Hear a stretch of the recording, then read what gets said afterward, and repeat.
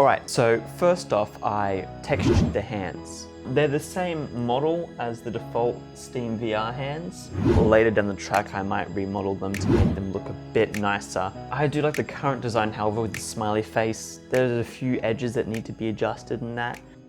Overall, I think from a distance, they look pretty good and they feel nice too. They feel natural. I've added in a lot more scenes. So the factory scene, the main gameplay scene, hasn't changed much. I've just added more materials to things. However, the scene afterwards where you'd budget and organize your money and stuff has changed drastically.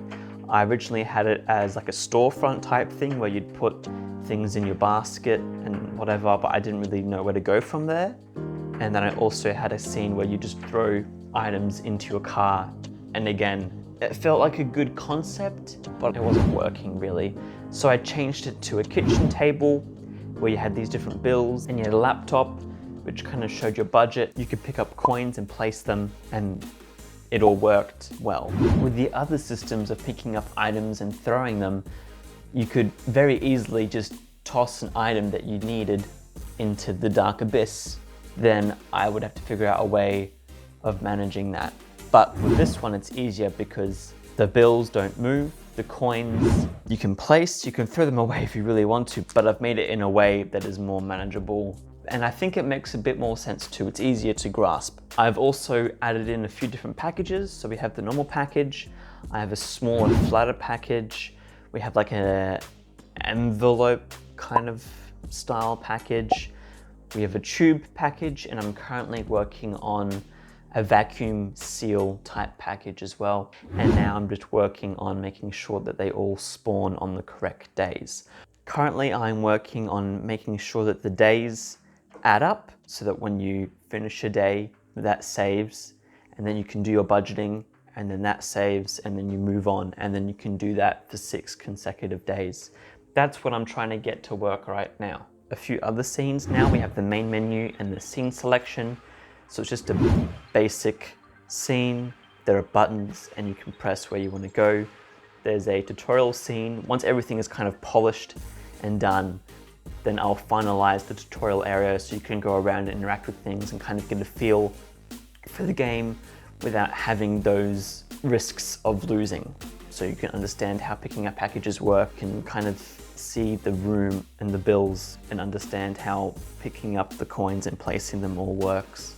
The troubles I have had have mostly been with Unity itself. You can see here that what I've wanted to do is to bake the lighting. So obviously nothing in this area over here is going to change because it's all shadow. But for some reason I'm getting baking errors when I'm trying to render out the lighting, and I've looked it up and Googled it, and it's pretty much just a bug in the engine that I can't fix. Like, we don't know what the fix is, which is really sad because I like Unity, but it just gives me one more check to migrate over to Unreal. Anyway, I've also been learning a lot about texturing things, UV, unwrapping, stuff like specular and normal maps just to make things look nicer. Like this platform here, if we actually look at the base map, it is just a very boring metal texture. And when it's flat, it is boring. Like, it does not look real. It just looks like pixely blur. But after creating a normal map, which has little grooves and bumps in it, and a specular map, which shows what parts we want to be shiny and what not, when you actually move around in the scene, it has so much more depth. Even though it's not hyper-realistic, it just helps sells the experience. I don't know why, but I'm getting these weird lighting on these buttons.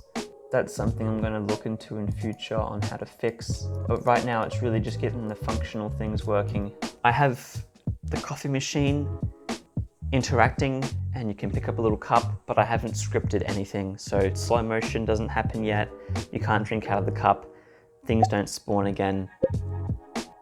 And I haven't actually tested to see whether or not the way I do slow motion in VR will be good, will actually implement properly.